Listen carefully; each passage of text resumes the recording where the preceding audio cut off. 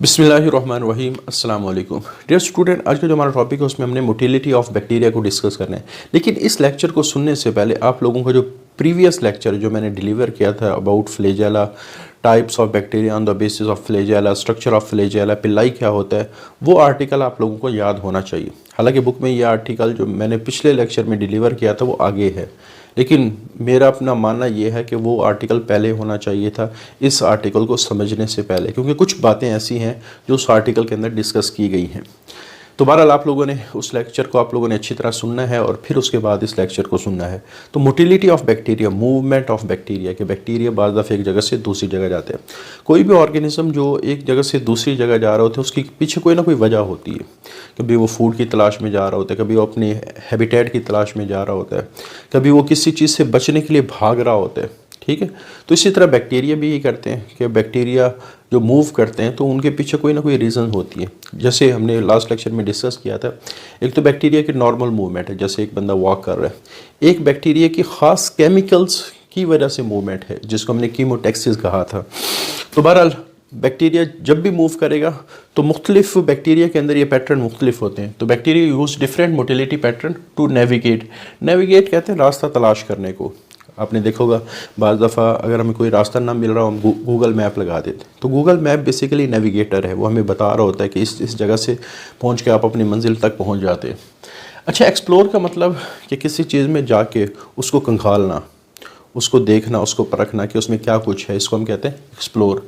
तो बैक्टीरिया अपनी natural habitat को नेविगेट तलाश भी करता है और फिर उसमें जाके फिर मज़ीद मूवमेंट करेगा, फिर उसको खंगालेगा कि मैं जो इस हैबिटेट में आया इसमें है क्या। जैसे आप किसी पहाड़ी इलाके में जाएं, एक तो आप पहाड़ी इलाके में पहुंचना होता है, ये नेविगेशन के थ्रू आप जा रहे होते हैं। और अगर जब आप किसी पहाड़ी इलाके में सैर करने के लिए जाएं फिर आप उस इलाके की सैर जो करते हैं वो एक्सप्लोर होगा। ठीक है। अच्छा, आगे बैक्टीरिया की अंदर जो मूवमेंट है उसमें जो डिफरेंट पैटर्न है, कुछ मूवमेंट होती है फ्लैजेला की वजह से। फ्लैजेला आपको पता है कि सारे बैक्टीरिया में तो होता नहीं, कुछ बैक्टीरिया विदाउट फ्लैजेला होते हैं, कुछ में एक होता है, कुछ में काफ़ी सारे होते हैं। ये हमने पिछले आर्टिकल में डिस्कस किया था। आमतौर पे जो बेसिलाई बैक्टीरिया होते हैं, जो बेसिलाई बैक्टीरिया होते हैं वो रॉड शेप बैक्टीरिया कहलाते हैं, और जो स्पाइरिला है ये स्पाइरल शेप बैक्टीरिया होते हैं। तो इनके अंदर ये ज़्यादातर फ्लैजेला पाए जाते हैं। अच्छा, जो गोल बैक्टीरिया होते हैं उनको हम कहते हैं कोकाई। रॉड शेप को बेसिलाई, ये spiral shape bacteria, spiral shape bacteria की एक टाइप है स्पाइरिला। ठीक है, और कुछ गोल होते हैं, आमतौर पे इनको कोकाई कहा जाता है।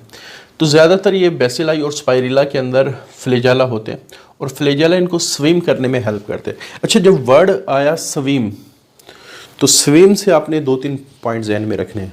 स्विमिंग हमेशा किसी पानी के अंदर होगी, लिक्विड के अंदर होगी, पहली बात। तो इसका मतलब है कि फ्लैजेला जब भी मूव करवाएगा किसी लिक्विड के अंदर मूव करवाएगा। तो ये बात लिखी, flagella movement allow bacteria to travel in liquid media. दूसरा, जब स्विमिंग की जाती है, जैसे एक शख्स स्विमिंग करता है वो अपने बाजुओं से पानी को पीछे धकेलता है, जिसकी वजह से न्यूटन का थर्ड लॉ है, पानी उसको आगे की तरफ मूव करता है।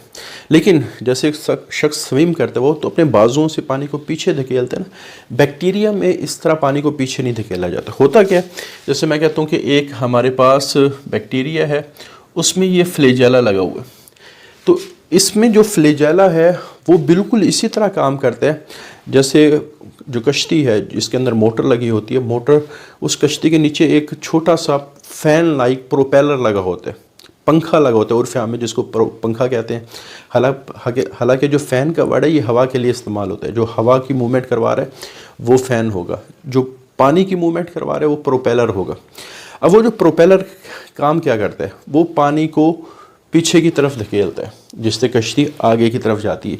तो बिल्कुल इसी तरह हमारे पास ये जो फ्लैजेला है, जब ये घूमेगा, ऐसे रोटेट करेगा, ऐसे घूमेगा, रोटेशन।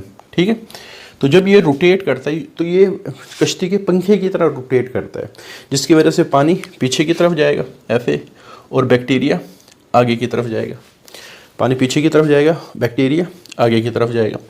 अच्छा, ये रोटेशन हो क्यों रही है? क्योंकि हमने लास्ट लेक्चर में डिस्कस किया था फ्लैजेला सेल में जिस स्ट्रक्चर से जुड़ा होता है उसमें को कहा जाता है बेसल बॉडी, और बेसल बॉडी में रोटेटिंग रिंग होते हैं जिसकी वजह से फ्लैजेला रोटेट करते हैं।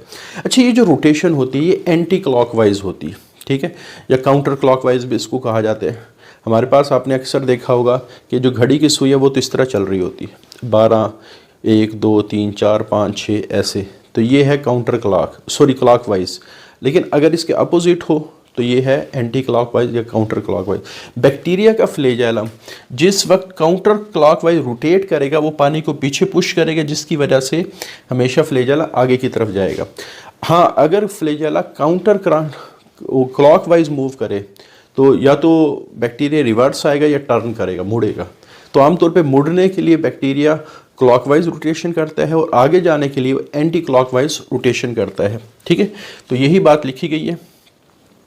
Counter clockwise rotation of flagellum, तो फ्लैजेलम जब भी काउंटर क्लॉकवाइज मूव करेगा पुशेस द सेल फॉरवर्ड, अच्छा, जब बैक्टीरिया आगे की तरफ जाएगा तो फ्लैजेला जाहिर बात है इसके साथ अटैच है, तो ये भी दुम की तरह इसके पीछे पीछे भागेगा।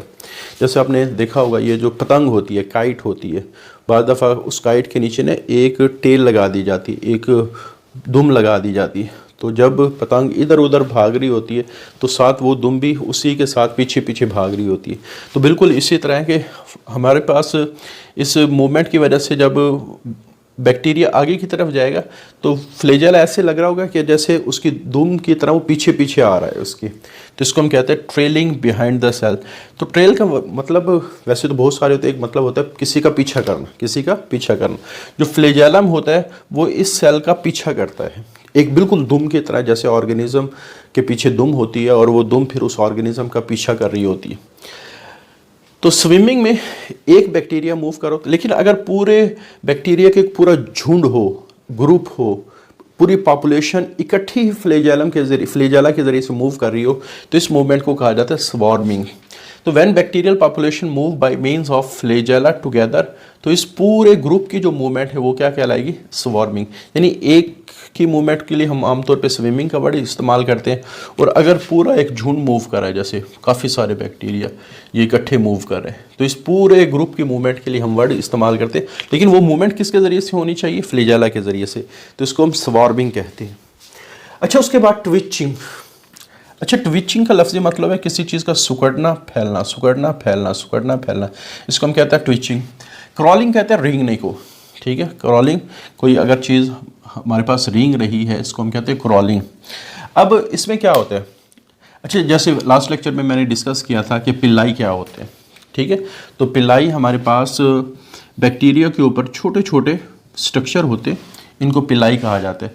तो ये जो ट्विचिंग या क्रॉलिंग है ये पिल्लाई की वजह से होती है। मीडिएटेड का मतलब हेल्प करना, पिल्लाई इस मूवमेंट में हेल्प करते हैं, और ये ओवर द सरफेस, ये किसी सरफेस के ऊपर होगी। स्विमिंग तो किसी लिक्विड के अंदर हो रही है, किसी फ्लूइड के अंदर हो रही है, ये किसके ऊपर हो रही है?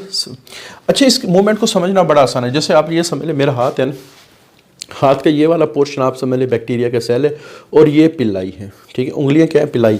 अब होता क्या है कि जैसे मैं कहता हूँ कि ये हमारे पास उंगलियां क्या करेंगी, सबसे पहले ये सरफेस के साथ अपने आप को अटैच कर लेंगी, और जब ये अटैच होंगी तो फिर ये जो बैक्टीरिया का सेल है ये उंगलियों की तरफ आगे की तरफ जाएगा। इसको हम कहते हैं अगर कोई चीज़ किसी चिपकी हुई जगह की तरफ जा रही है तो ये रिट्रैक्शन कहलाती है, रिट्रैक्शन, खींचना, ठीक है। तो फिर हमारे पास ये बैक्टीरिया का जो सेल है वो आगे की तरफ जाएगा, सरफेस के साथ अटैच होगा, फिर बॉडी को अपनी तरफ अटैचमेंट की तरफ खींचेगा, फिर आगे की तरफ जाएगा, फिर बॉडी को अटैचमेंट आगे की तरफ खींचेगा। तो इसको हम कहते हैं क्रॉलिंग या ट्विचिंग। तो इसमें क्या होता है, जो पिलाई होती है, क्योंकि पिलाई का फंक्शन हमने पिछले लेक्चर में डिस्कस किया था, वो अटैचमेंट ही है और एक कंजुगेशन भी है, दो फंक्शन हमने डिस्कस किए थे। तो ये क्या करते हैं, जो सरफेस होती है उसके साथ बाइंड करवा देते हैं पिलाई, और फिर जहाँ बाइंडिंग होती है पूरी बॉडी उसी की तरफ खींचती है, तो रिट्रैक्टेड, क्लियर। तो इस तरह बैक्टीरिया आगे की तरफ पुल होगा। अच्छा, बिल्कुल काम ग्लाइडिंग और क्रॉलिंग में सेम हो रहा है, लेकिन ग्लाइडिंग में थोड़ा सा काम आसान क्यों हो जाता है? क्योंकि बैक्टीरिया अपने नीचे एक लेसदार मादा या ऑयली सिक्रीशन, जैसे ऑयल नहीं, जैसे किसी सरफेस पे अगर खुदा ना खास्ता तेल पड़ रहा हो तो बंदा तेज़ी से फिसलता है, उसको तो फिर चलने की ज़रूरत भी नहीं है, वो तो ऐसे मूव करके जाएगा। तो इसी तरह हमारे पास जब बैक्टीरिया अपने नीचे स्लाइमी सिक्रीशन करेगा तो ये जो ट्विचिंग होगी, क्रॉलिंग होगी, ये ज़्यादा फास्टली और स्मूथली होगी, ठीक है। इसमें कम जोर लगाना पड़ेगा। तो ग्लाइडिंग सिमिलर टू ट्विचिंग। तो बैक्टीरिया सिक्रीट स्लाइमी सब्सटेंस, तो अपने नीचे वो स्लाइमी सब्सटेंस लेसदार मादा सिक्रीट करता है, जिसकी वजह से जो ग्लाइडिंग है वो बड़ी स्मूथ होगी ओवर सॉलिड सरफेस। अच्छा, स्लाइडिंग क्या होती है? बैक्टीरिया के केस में जो स्लाइडिंग है, इसमें बैक्टीरिया की जो कॉलोनी एक्सपेंड कर रही है, तो एक्सपेंशन में ज़ाहिर बात है जो सेल हैं वो आगे की तरफ बढ़ रहे होते हैं, साइडों पे ग्रो कर रहे होते हैं, साइडों की तरफ जा रहे होते हैं। तो ये जो साइडों एक्सपेंड होना है किसी भी कॉलोनी का, तो इसको स्लाइडिंग कहा जाता है। जैसे मैं कहता हूँ एक सेल है, तो ये यहाँ पर है, जब ये 2 सेल बनाएंगे तो ज़ाहिर बात है अब ये इतनी जगह में तो नहीं आ सकते, एक सेल इधर, एक उनके अंदर अगर कुछ और सेल बन जाए तो ये जो रेड कलर के सेल है ये मज़ीद जो बनने वाले सेल हैं वो क्या करेंगे, जो किनारों के सेल हैं उनको मज़ीद धक्का देंगे।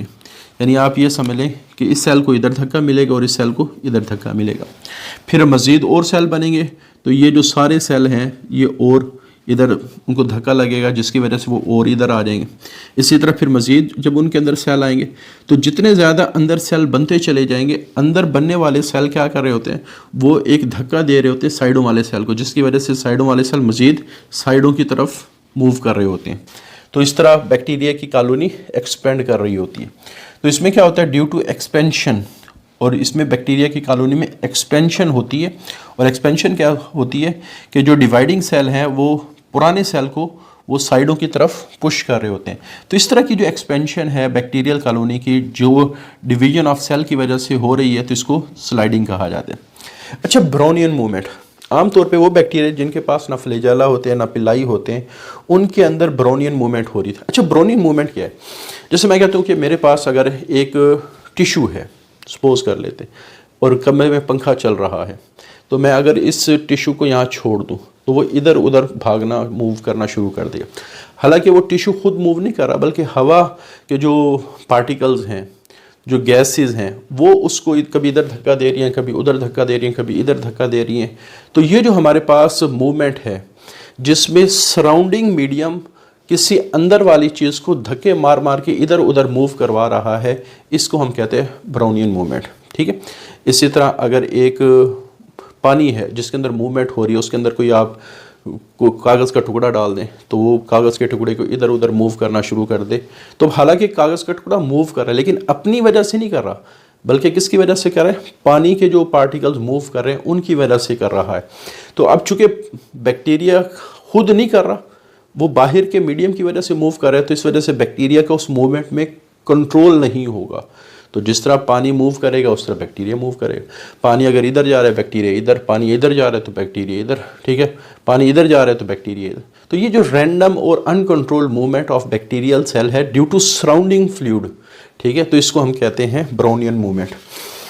तो सम बैक्टीरिया जैसे Streptococcus that do not have flagella and पिलाई, जिनके पास फ्लैजेला और पिलाई नहीं होते, तो ये रैंडमली मूव कर रहे होते हैं। और ये मूवमेंट जो रैंडम और अनकंट्रोल मूवमेंट है, अनकंट्रोल और रैंडम क्यों है, क्योंकि इसमें बैक्टीरिया खुद तो काम नहीं कर रहा, वो तो सराउंडिंग की वजह से काम कर रहा है। तो जैसे सराउंडिंग मूवमेंट होगी वैसे ही ये मूव करेंगे, तो इस वजह से इनको अनकंट्रोल और रैंडम मूवमेंट। और ये किसकी वजह से, जो पार्टिकल मूव कर रहे हैं इन फ्लूइड। अच्छा, इस टॉपिक में जो सबसे अहम पोर्शन है वो मूवमेंट बाय एक्सियल फिलामेंट। पहले एक्सियल फिलामेंट का मतलब समझेंगे। देखो, हमारे पास नॉर्मली जो फ्लैजेला होता है वो अपेंडिकुलर होता है, अपेंडिजेस कहलाता है। अपेंडिजेस कोई चीज़ ऐसी होती है जो मेन एक्सिस से बाहर की तरफ निकली, ये मेन एक्सिस है और इससे बाहर की तरफ जो चीज़ निकली है वो क्या कहलाती है, अपेंडिजेस। इस वजह से हमने फ्लैजेला को भी अपेंडिजेस कहा था और पिलाई को भी, क्योंकि ये मेन एक्सिस से बाहर की तरफ निकले होते हैं। क्लियर। तो ज़्यादातर जो फ्लैजेला है वो अपेंडिकुलर होते हैं और पिलाई क्या होते हैं, अपेंडिकुलर होते हैं। लेकिन कुछ बैक्टीरिया ऐसे हैं जैसे स्पाइरोचीट। अच्छा, स्पाइरोचीट एक तो ऐसा बैक्टीरिया है जो स्पाइरल शेप होता है और ये ग्राम नेगेटिव बैक्टीरिया होते हैं। और आपको पता है जो ग्राम नेगेटिव बैक्टीरिया होता है उसके बाहर भी एक मेम्ब्रेन होती है, उसके बाहर भी क्या होती है, एक मेम्ब्रेन होती है, ठीक है। और सेल और मेम्ब्रेन्स के दरमियान जो जगह होती है उसको कहा जाता है पेरीप्लाज्मिक स्पेस। उसको क्या कहा जाता है, पेरीप्लाज्मिक स्पेस। अच्छा, पेरीप्लाज्मिक स्पेस की जो एग्जैक्ट डेफिनेशन है, वो जो इनर मेम्ब्रेन जिसको हमने प्लाज्मा मेम्ब्रेन कहा है, और आउटर मेम्ब्रेन के दरमियान ये खाली सारी जो दरमियान में जगह है ये पेरिप्लाज्मिक स्पेस कहलाती है। और इस पेरिप्लाज्मिक स्पेस में मौजूद होती है सेल वॉल। इसमें क्या मौजूद होती है? सेल वॉल मौजूद होती है ऐसे।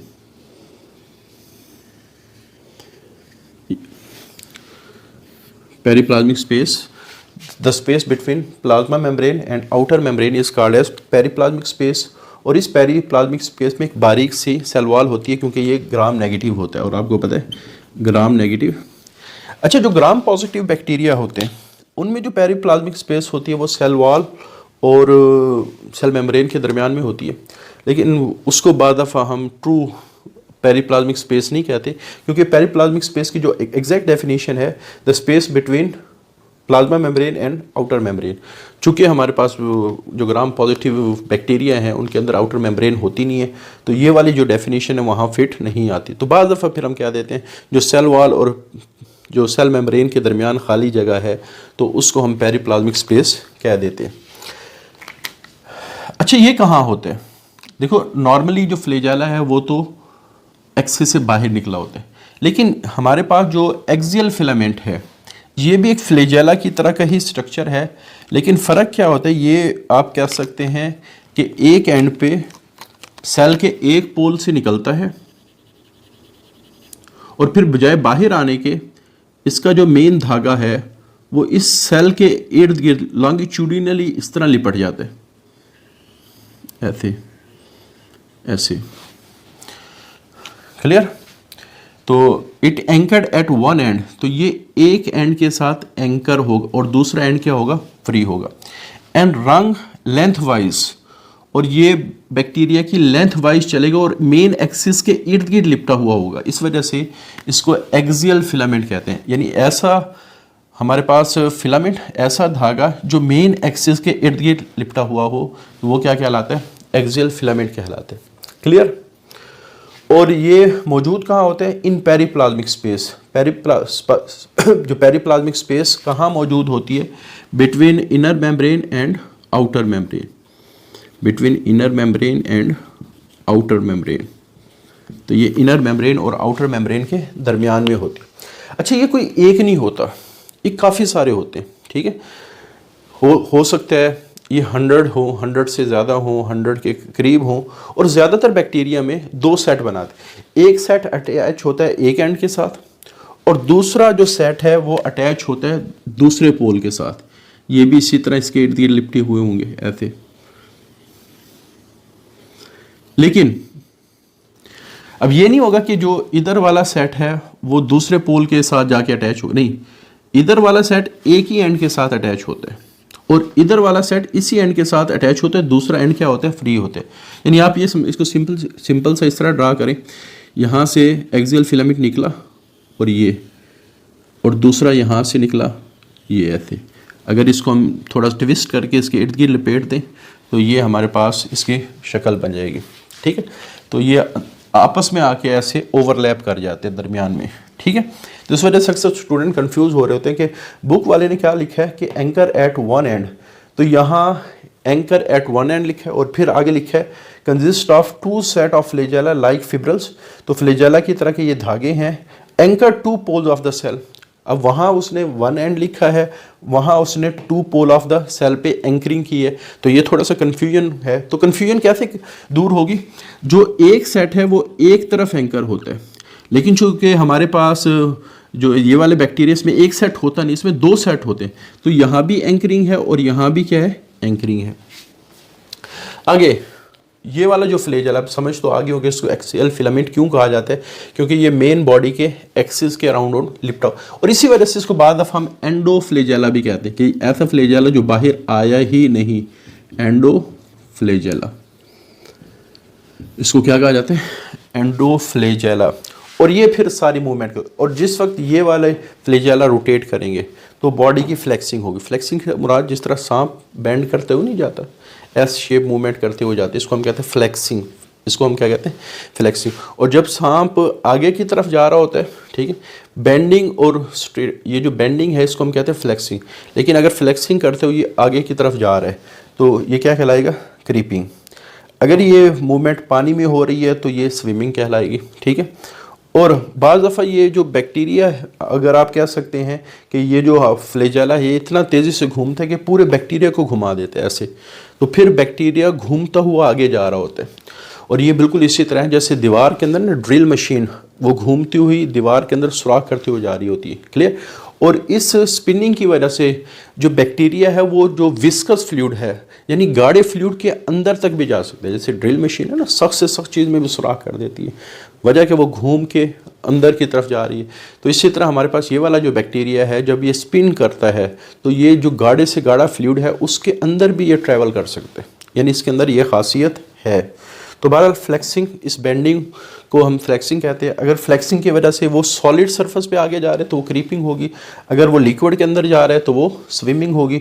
और बाद दफ़ा बैक्टीरिया घूमना भी शुरू कर देता है, जब वो घूमता है तो फिर वो लेसदार मादे के अंदर भी ट्रैवल कर सकता है। तो ये हमारे पास one of the most important article है इस चैप्टर का, इसको आप लोगों ने अच्छी तरह तैयार करना है। आज के लिए इतना ही, अल्लाह हाफिज़।